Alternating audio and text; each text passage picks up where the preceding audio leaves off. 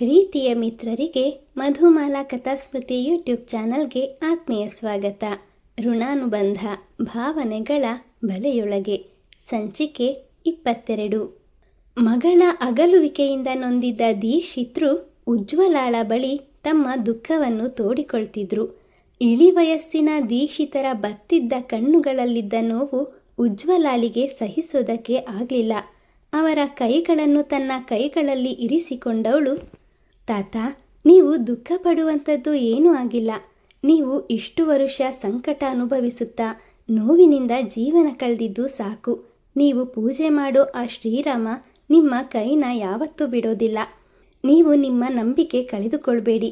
ನಿಮ್ಮ ಮಗಳು ನಿಮಗೆ ಸಿಕ್ಕೇ ಸಿಗ್ತಾರೆ. ಈ ಮನೆಗೆ ಬಂದೇ ಬರ್ತಾರೆ. ಅವರು ಪುನಃ ಈ ಮನೆಯ ಹೊಸ್ತಿಲನ್ನು ಮೆಟ್ಟೋ ಹಾಗೆ ನಾನು ಮಾಡ್ತೀನಿ. ನನ್ನನ್ನು ನಿಮ್ಮ ಮೊಮ್ಮಗಳು ಅಂದ್ಕೊಳ್ಳಿ. ನಿಮ್ಮ ಮೊಮ್ಮಗಳ ಸ್ಥಾನದಲ್ಲಿ ನಿಂತು ಮಾತು ಕೊಡ್ತಾ ಇದ್ದೀನಿ. ನಾನು ಮತ್ತೊಮ್ಮೆ ಈ ಹಳ್ಳಿಗೆ ಬರುವಾಗ ನಿಮಗೊಂದು ಶುಭ ಸುದ್ದಿ ತಂದೆ ತರ್ತೀನಿ ಅಂತ ದೇವರ ಮುಂದೆ ಪ್ರಮಾಣ ಮಾಡಿದ್ಲು. ಉಜ್ವಲಾಳ ಮಾತುಗಳನ್ನು ಕೇಳ್ತಿದ್ದ ಹಾಗೆ ಮಗಳ ಅಗಲಿಕೆಯಿಂದ ಖಿನ್ನತೆಗೊಳಗಾಗಿದ್ದ 2 ವೃದ್ಧ ಜೀವಗಳಿಗೆ ಮರುಜೀವ ಬಂದಂತಾಯಿತು. ಅವರ ಸಂತೋಷಕ್ಕೆ ಪಾರವೇ ಇರಲಿಲ್ಲ. ಮಗು, ನಮ್ಮದು ಯಾವ ಜನ್ಮದ ಬಂಧವೋ, ನೀನು ಯಾವ ಜನ್ಮದಲ್ಲಿ ನಮ್ಮ ಬಂಧುವಾಗಿದೆಯೋ ಗೊತ್ತಿಲ್ಲ. ಎಲ್ಲಿಂದಲೋ ಬಂದೆ, ನಮ್ಮ ಕತೆ ಕೇಳಿದೆ, ನಮ್ಮ ನೋವಿಗೆ ಸ್ಪಂದಿಸಿದೆ.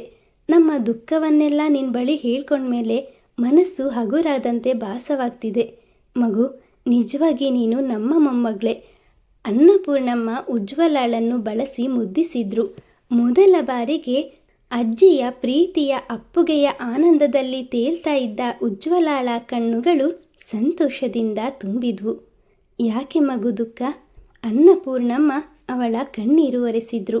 ಅವರ ಕೈಗಳನ್ನು ತನ್ನ ಕೈಯಲ್ಲಿ ಬಂಧಿಸಿದವಳು, ದುಃಖ ಅಲ್ಲ ಅಜ್ಜಿ, ಸಂತೋಷಕ್ಕೆ ಬರ್ತಾ ಇರೋ ಕಣ್ಣೀರು ಅಂತ ಅಜ್ಜಿಯ ಕೈಗಳಿಗೆ ಮುತ್ತನಿಟ್ಟವಳು, ಸರಿ ಅಜ್ಜಿ. ತಾತ, ನಾನಿನ್ನು ಹೊರಡ್ತೀನಿ. ಆಗಲೇ ಕತ್ತಲಾಗಿದೆ. ನಾನು ಮುಂದಿನ ಬಾರಿ ಬರುವಾಗ ಖಂಡಿತ ನಿಮಗೊಂದು ಶುಭ ಸಮಾಚಾರ ತಂದೆ ತರ್ತೀನಿ ಅಂತ ಹೇಳ್ತಾ ಅವರಿಬ್ಬರಿಗೂ ನಮಸ್ಕರಿಸಿ ತನ್ನ ಬ್ಯಾಗನ್ನು ತಗೊಂಡು ಹೊರಡೋದಕ್ಕೆ ಸಿದ್ಧಳಾದ್ಲು. ಅಷ್ಟರಲ್ಲೇ ಅವಳನ್ನ ತಡೆದ ದೀಕ್ಷಿತ್ರು, ಮಗು, ಈ ತಡರಾತ್ರಿಲಿ ಎಲ್ಲಿಗೆ ಹೊರಟೆ? ಇವತ್ತು ನೀನು ಎಲ್ಲಿಗೂ ಹೋಗೋ ಹಾಗಿಲ್ಲ. ಅಲ್ಲದೆ ಇದು ಹಳ್ಳಿ ಕಣಮ್ಮ. ಈ ಹೊತ್ತಲ್ಲಿ ಯಾವ ಬಸ್ಸು ಬರೋದಿಲ್ಲ. ಈ ಹಳ್ಳಿಗೆ ಇರೋದು ಒಂದೇ ಬಸ್ಸು, ಅದು ಕೂಡ 2 ಬಾರಿ ಮೈಸೂರಿಂದ ರಾಮುಹಳ್ಳಿಯಿಂದ ಮೈಸೂರಿಗೆ ತಿರುಗಾಡುತ್ತೆ.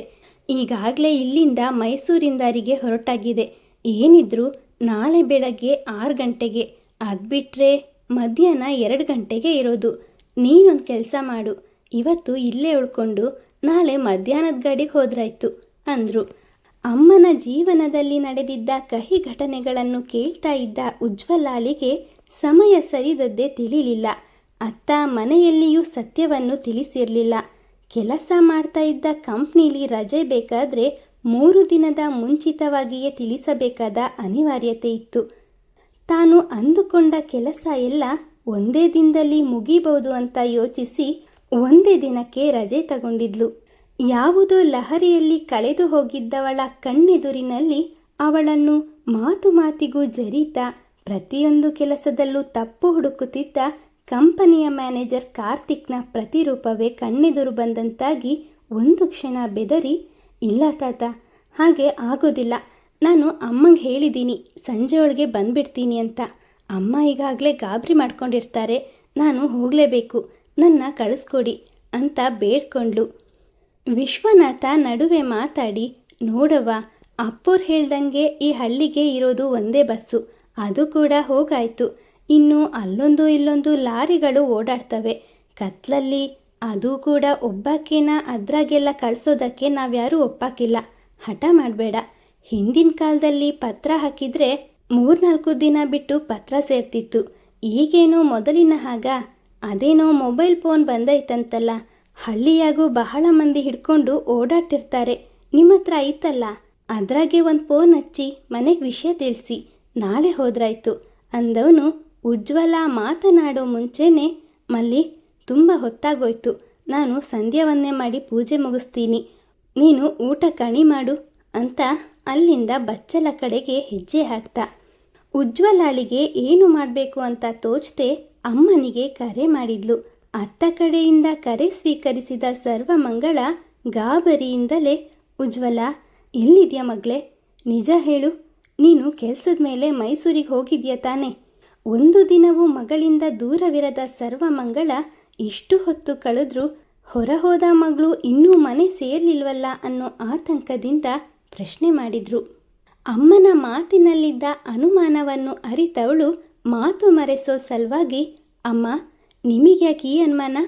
ನನ್ನ ಮಾತಲ್ಲಿ ನಂಬಿಕೆ ಇಲ್ವೇನಮ್ಮ? ಪ್ರೀತಿಯಿಂದ ಕೇಳಿದ್ಲು. ನಂಬಿಕೆ ಪ್ರಶ್ನೆ ಅಲ್ಲ ಪುಟ್ಟಿ, ನಾನು ಅಗಸ್ತ್ಯಂಗೆ ಕಾಲ್ ಮಾಡಿದ್ದೆ.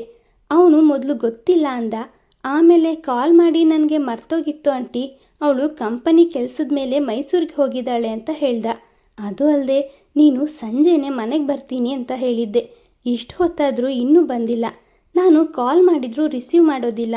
ಏನಾದರೂ ತೊಂದರೆನಾ ಮಗಳೇ ಅಂತ ಹೇಳಿದ ಅಮ್ಮನ ಧ್ವನಿಯಲ್ಲಿದ್ದ ದುಗುಡ ಉಜ್ವಲಾಳ ಅರಿವಿಗೂ ಬಂದಿತ್ತು. ಅಯ್ಯೋ ಅಮ್ಮ, ನೀವು ಇಷ್ಟೊಂದು ಗಾಬರಿ ಪಡೋ ಅವಶ್ಯಕತೆ ಇಲ್ಲ. ಅಗಸ್ತ್ಯ ನನಗೂ ಕಾಲ್ ಮಾಡಿದ್ದ. ಅವನಿಗೆ ನಾನು ಮೈಸೂರಿಗೆ ಬರೋ ವಿಷಯ ನಿಜಕ್ಕೂ ಮರ್ತು ಹೋಗಿತ್ತಂತೆ. ನಾನು ಹೇಳಿದ್ದೆ ಸಂಜೆ ಬರ್ತೀನಿ ಅಂತ, ಆದರೆ ಇಲ್ಲಿ ಕೆಲಸ ಇನ್ನೂ ಮುಗ್ದಿಲ್ಲ. ನಾನು ನಾಳೆ ಸಂಜೆಯೊಳಗೆ ಖಂಡಿತ ಬರ್ತೀನಿ, ನೀವು ಗಾಬರಿ ಪಡ್ಕೋಬೇಡಿ. ಸ್ನೇಹ ಸಾಕ್ಷಿ ಮಲಗಿದ್ರಾ ಅಂತ ತಂಗಿರ ಬಗ್ಗೆ ವಿಚಾರಿಸಿದ್ಲು. ಅವರಿಬ್ರು ಮಲಗಿದ್ರು. ನನಗೆ ನಿಂದೆ ಚಿಂತೆ ಆಗಿತ್ತು. ಮೈಸೂರಲ್ಲಿ ಎಲ್ಲಿ ಉಳ್ಕೊಂಡಿದ್ಯಾ ಮಗಳೇ ಅಂತ ಕೇಳಿದಾಗ, ಇಲ್ಲೊಬ್ರು ಫ್ರೆಂಡ್ ಇದ್ದಾರಮ್ಮ, ಅವ್ರ ಮನೆಯಲ್ಲೇ ಉಳ್ಕೊಳ್ತೀನಿ. ನಾಳೆನೂ ಸ್ವಲ್ಪ ಕೆಲಸ ಇದೆ, ಅದಕ್ಕೆ ಹೊರಡೋದು ತಡ ಆಗತ್ತೆ. ಸಂಜೆ ಒಳಗೆ ಬಂದ್ಬಿಡ್ತೀನಿ. ನೀವು ಆತಂಕ ಪಡದೆ ಊಟ ಮಾಡಿ ಮಲ್ಕೊಳ್ಳಿ ಅಂತ ಅತ್ತ ಕಡೆಯಿಂದ ಸರ್ವಮಂಗಳ ಮತ್ತೇನನ್ನೋ ಹೇಳೋ ಮುಂಚೆನೇ, ಸರಿ ಅಮ್ಮ, ನಾನಿನ್ನು ಫೋನ್ ಇಡ್ತೀನಿ ಅಂತ ಕರೆ ತುಂಡರಿಸಿದ್ಲು. ಅತ್ತ ಮಗಳ ಮಾತುಗಳು ನಿಜ ಅಂತ ಅನಿಸ್ತಿದ್ರು ಸರ್ವಮಂಗಳರ ಮನಸ್ಸಲ್ಲಿ ಏನೋ ಹೇಳಲಾಗದ ತಳಮಳವಾಗ್ತಿತ್ತು. ಇತ್ತ ಎಂದು ಸುಳ್ಳಾಡದವಳು ಅಮ್ಮನ ಎದುರು ಸುಳ್ಳಿನ ಸರಮಾಲೆಗಳನ್ನೇ ಸೃಷ್ಟಿಸಿ ಪಾಪ ಪ್ರಜ್ಞೆಯಿಂದ ಬಳಲುತ್ತಿದ್ದ ಉಜ್ವಲಾಳ ಮನಸ್ಸಲ್ಲಿ ಏನೋ ಒಂದು ಬಗೆಯ ಕಸಿವಿಸಿಯಾಗ್ತಿತ್ತು. ಉಜ್ವಲ ಕರೆ ತುಂಡರಿಸಿ ಒಳ ಬರ್ತಿದ್ದ ಹಾಗೆ ವಿಶ್ವನಾಥ ಹಾಗೂ ದೀಕ್ಷಿತರು ಸಂಧ್ಯಾ ವಂದನೆ ಮುಗಿಸಿ ಪೂಜೆಯನ್ನು ಕೂಡ ಮುಗಿಸಿದ್ರು. ಅಷ್ಟರಲ್ಲಾಗಲೇ ಮಲ್ಲಿ ಊಟಕ್ಕೆ ಅಣಿ ಮಾಡಿದ್ಲು. ಸ್ವಲ್ಪ ಸಮಯದ ಹಿಂದಷ್ಟೇ ನಡೆದ ಮಾತುಕತೆಯಿಂದಾಗಿ ಯಾರೊಬ್ಬರಿಗೂ ಊಟ ಸೇರದಾಗಿತ್ತು. ಆದರೂ ತಕ್ಕ ಮಟ್ಟಿಗೆ ಊಟದ ಶಾಸ್ತ್ರ ಮುಗಿಸಿ ದೀಕ್ಷಿತ ದಂಪತಿಗಳು ತಮ್ಮ ಕೋಣೆಗೆ ತೆರಳಿದ್ರು. ಅನ್ನಪೂರ್ಣಮ್ಮನವರ ಮಾತಿನಂತೆ ಉಜ್ವಲಾಳಿಗೆ ಸರ್ವಮಂಗಳರ ಕೋಣೆಯಲ್ಲಿ ಮಲಗೋದಕ್ಕೆ ತಯಾರು ಮಾಡಲಾಗಿತ್ತು. ತನ್ನ ತಾಯಿಯ ಕಷ್ಟದ ದಿನಗಳನ್ನು ಕೇಳಿ ಸರಿಯಾಗಿ ಊಟವನ್ನೂ ಮಾಡದ ಉಜ್ವಲಾಳಿಗೆ ನಿದ್ರೆಯೂ ಬಾರದಾಗಿತ್ತು. ತನ್ನ ತಾಯಿಯ ಕೋಣೆಯಲ್ಲೆಲ್ಲ ಕಣ್ಣಾಡಿಸುತ್ತಾ ಕೈಗೆ ಸಿಕ್ಕಿದ ಸರ್ವಮಂಗಳರ ಬರವಣಿಗೆ, ಅವರು ಓದಿದ ಪುಸ್ತಕಗಳನ್ನು ಹಿಡ್ಕೊಂಡು ಅವುಗಳತ್ತ ಕಣ್ಣಾಯಿಸಿದ್ಲು. ಅಬ್ಬಾ, ಅಮ್ಮ ಎಷ್ಟೊಂದು ಬುದ್ಧಿವಂತೆ, ಆಗಿನ ಕಾಲದಲ್ಲೇ ಎಷ್ಟೆಲ್ಲ ಓದ್ಕೊಂಡಿದ್ದಾರೆ ಅಂತ ಮನದಲ್ಲೇ ಹೇಳಿಕೊಳ್ತಾ ಇದ್ದವಳಿಗೆ ಅಮ್ಮನ ಬಗ್ಗೆ ಹೆಮ್ಮೆ ಆಯಿತು. ಹೀಗೆ ಸುಮಾರು ಸಮಯ ಅಮ್ಮನ ಕೋಣೆನ ಪರೀಕ್ಷಿಸಿ ಬಸ್ಸಲ್ಲಿ ಬಂದಿದ್ಕೋ ಏನೋ ಆಯಾಸ ಆದಂತಾಗಿ ಚಾಪೆ ಮೇಲೆ ಮಲಕ್ಕೊಂಡ್ಳು. ಅವಳಿದ್ದ ಕೋಣೆಯ ಪ್ರತಿಯೊಂದು ಗೋಡೆ, ಸರ್ವಮಂಗಳ ಬಳಸುತ್ತಿದ್ದ ಬಟ್ಟೆ, ಪುಸ್ತಕಗಳ ಕಪಾಟುಗಳು ಸರ್ವಮಂಗಳ ಚಿಕ್ಕವರಿದ್ದಾಗ ಅವರ ಜನ್ಮದಿನದಂದು ಮಗಳಿಗಾಗಿ ಮಾಡಿಸಿದ್ದ ಮಂಚ, ಬಿಡುವಿನ ಸಮಯದಲ್ಲಿ ಅವರ ಕೈಯಿಂದ ಮೂಡಿದ್ದ ಬಗೆ ಬಗೆಯ ಚಿತ್ತಾರಗಳು, ಕಸೂತಿ ಹಾಕಿದ ಬಟ್ಟೆಗಳು ಸರ್ವಮಂಗಳರ ಹೆಸರನ್ನು ಸಾರಿ ಸಾರಿ ಹೇಳ್ತಿದ್ವು. ಆ ಕೋಣೆಯಲ್ಲಿ ಮಲಗಿದ ಉಜ್ವಲಾಳಿಗೆ ಅಮ್ಮನ ಮಡಿಲಲ್ಲಿ ಬೆಚ್ಚಗೆ ಮಲಗಿದಂತಹ ಅನುಭವವಾಗಿ ಕಣ್ಣು ಮುಚ್ಚಿದ ಕ್ಷಣ ಮಾತ್ರದಲ್ಲಿ ನಿದ್ರೆಗೆ ಜಾರಿದ್ಲು. ಮರುದಿನ ಸೂರ್ಯೋದಯವಾಗ್ತಿದ್ದ ಹಾಗೆ ಎಲ್ಲರೂ ತಮ್ಮ ತಮ್ಮ ಕೆಲಸದಲ್ಲಿ ನಿರತರಾದರು. ಸಾಕಷ್ಟು ವರ್ಷಗಳಿಂದ ಅಡುಗೆ ಮನೆಯಿಂದ ದೂರವಿದ್ದ ಅನ್ನಪೂರ್ಣಮ್ಮ ಇವತ್ತು ಮಲ್ಲಿಯೊಂದಿಗೆ ಸೇರಿ ತಿಂಡಿಯ ತಯಾರಿ ನಡೆಸಿದ್ರು. ಪರಿಮಳದಲ್ಲೇ ನೀರುರಿಸುತ್ತಿದ್ದ ತಿಂಡಿಯನ್ನು ಬಾಯಿಗಿಟ್ಕೊಂಡೊಡನೆ, ಅದ್ಭುತ ಅಜ್ಜಿ, ತುಂಬ ಚೆನ್ನಾಗಿದೆ, ಥೇಟ್ ನನ್ನ ಅಮ್ಮ ಮಾಡಿದ ಹಾಗೆ ಇದೆ ಎನ್ನುತ್ತಾ ಮತ್ತೊಂದು ತುತ್ತನ್ನು ಬಾಯಿಗಿಟ್ಲು. ಅವಳನ್ನೇ ಗಮನಿಸುತ್ತಿದ್ದ ಅನ್ನಪೂರ್ಣಮ್ಮ, ಹೌದಾ ಮಗು, ಅಷ್ಟೊಂದು ಚೆನ್ನಾಗಿದ್ಯಾ? ನಾನು ನಿನಗೆ ಸೇರುತ್ತೋ ಇಲ್ವೋ ಅಂದ್ಕೊಂಡಿದ್ದೆ. ನೀವು ಪೇಟೆಯವರಲ್ವಾ, ಇದೆಲ್ಲ ಎಲ್ಲ ಅಭ್ಯಾಸ ಇರುತ್ತೆ. ಇದನ್ನ ಇಲ್ಲಿನವರು ಕೂಡ ಮಾಡೋದು ಕಡಿಮೆ. ನಮ್ಮ ತಾಯಿ ಮನೇಲಿ ಮಾಡ್ತಿದ್ರು. ಇದ್ರ ಹೆಸರು ಪತ್ರೊಡೆ ಅಂತ. ಹಾಗೆ ನನಗೂ ಇದ್ರ ಅಭ್ಯಾಸ ಆಗಿದೆ. ನಮ್ಮ ಹಿತ್ತಲಲ್ಲೇ ಕೆಲವು ಗೆಡ್ಡೆಗಳನ್ನು ಬೆಳೆಸಿದ್ದೀವಿ.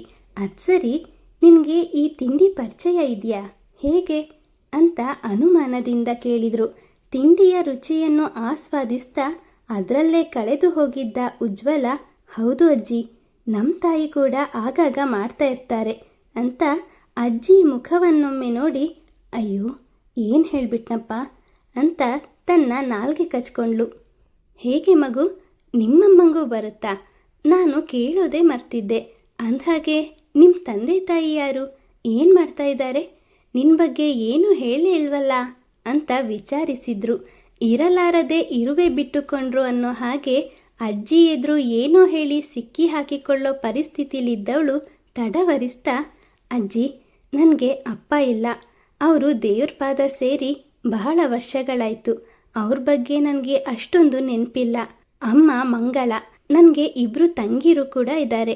ಅಮ್ಮ ಕಷ್ಟಪಟ್ಟು ನಮ್ಮನ್ನೆಲ್ಲ ಬೆಳೆಸಿದ್ರು. ನಾನು ಬೆಂಗಳೂರಿನ ಕಂಪ್ನಿಯೊಂದರಲ್ಲಿ ಕೆಲಸ ಮಾಡ್ತಾಯಿದ್ದೀನಿ. ಅಂದಹಾಗೆ ಅಜ್ಜಿ, ನೀವು ಕೇಳಿದ್ರಲ್ಲ ಇದು ಅಮ್ಮಂಗೂ ಬರುತ್ತಾ ಅಂತ, ಅವರಿಗೂ ಕೂಡ ಅವರ ತಾಯಿನೇ ಇದೆಲ್ಲ ಹೇಳ್ಕೊಟ್ಟಿದ್ರಂತೆ ಅಂದ್ಲು. ಉಜ್ವಲಾಳ ಮಾತುಗಳನ್ನು ಕೇಳಿ, ಛೇ ಪಾಪ, ತಂದೆ ಇಲ್ಲದ ಮಗು. ನಿಮ್ಮೆಲ್ಲರನ್ನೂ ಸಾಕೋದಕ್ಕೆ ನಿಮ್ಮ ತಾಯಿ ತುಂಬಾ ಶ್ರಮಪಟ್ಟಿದ್ದಾರೆ ಅನಿಸುತ್ತೆ.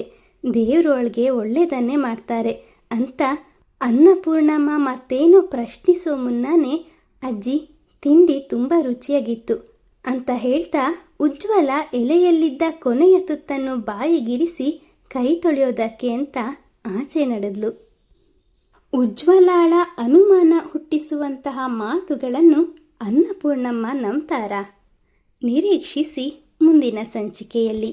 ಮಿತ್ರರೇ, ಕಥೆಯ ಬಗ್ಗೆ ನಿಮ್ಮ ಅನಿಸಿಕೆ ಅಭಿಪ್ರಾಯಗಳನ್ನು ದಯವಿಟ್ಟು ಕಮೆಂಟ್ನ ಮೂಲಕ ತಿಳಿಸಿ. ಕತೆ ಇಷ್ಟ ಆದರೆ ಲೈಕ್ ಮಾಡಿ, ಶೇರ್ ಮಾಡಿ. ಯಾರೆಲ್ಲ ಇನ್ನೂ ಚಾನಲ್ ಸಬ್ಸ್ಕ್ರೈಬ್ ಮಾಡಿಕೊಳ್ಳದೆ ಕತೆ ಕೇಳ್ತಾ ಇದ್ದೀರೋ ದಯವಿಟ್ಟು ಸಬ್ಸ್ಕ್ರೈಬ್ ಮಾಡಿಕೊಂಡು ನಮ್ಮನ್ನು ಪ್ರೋತ್ಸಾಹಿಸಿ. ಮುಂದಿನ ಸಂಚಿಕೆಯಲ್ಲಿ ಮತ್ತೆ ಸಿಗೋಣ. ಧನ್ಯವಾದಗಳು.